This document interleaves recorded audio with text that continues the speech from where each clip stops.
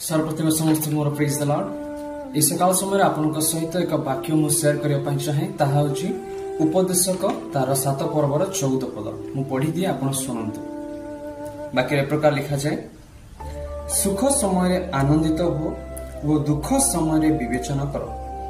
मनुष्य को भविष्य रे जहा घटिबो ताहा जेपरि से जानी न पारे, एथिपई परमेश्वर सुख और दुख को पाखे पाखे रखिछंती। मोर प्रिय ईश्वर लोक माने परमेश्वर कहउछंती सुख समय आनंदित हो और दुख समय विवेचना कर। यह होची एक परमेश्वरंकर प्लान। आ मनुष्य जे प्रकार आपनर भविष्य रे कोन घटिबो ताहा जे प्रकार मनुष्य न जाने, एथिपई परमेश्वर सुख और दुख को पाखे पाखे रखिछंती। बंधुगण, आपण मन को कहबा पई जाय, आपण माने अनेक समय रे दुख एवं सुखर सम्मुखीन होते।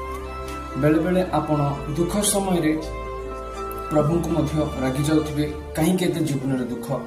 बेले बेले सुख समय रे परमेश्वर को भूली जाउथिबे। सेथिपई परमेश्वर मनुष्यर समस्त गति कल्पना चिंता धारा समस्त विषय जानती। मनुष्य कौन चाहे, कौन करे, कौन कहबा को चाहे, भविष्य रे कौन घटिबो, सेथिपई परमेश्वर सुख आ दुख को पाखे पाखे रखिछंती।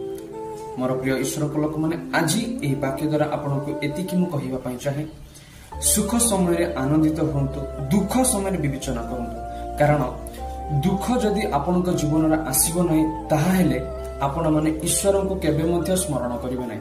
गोटे विषय ध्यान रखंतु, सदा सर्वदा जेतेबेले आपण सुख रे थांती सेतेबेले आपनक पाखरे समस्त विषय थाए।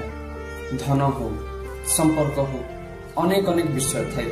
से समय आपण जेतेबेले खुशी रे थांती आपण काहा केबे मने पकांती नै, किंतु जेतेबेले आपण दुख रे पड़ंती सेही समय आपण समस्त को मने पकांती। स्पेशली जेतेबेले आपण दुख रे थांती सर्वप्रथमे ईश्वर को आपण मने पकांती। सेतपई परमेश्वर जानंती जे गोटे मनुष्यर जीवन रे दुख आसीबा द्वारा से निश्चय आपण सृष्टिकर्ता को स्मरण करे।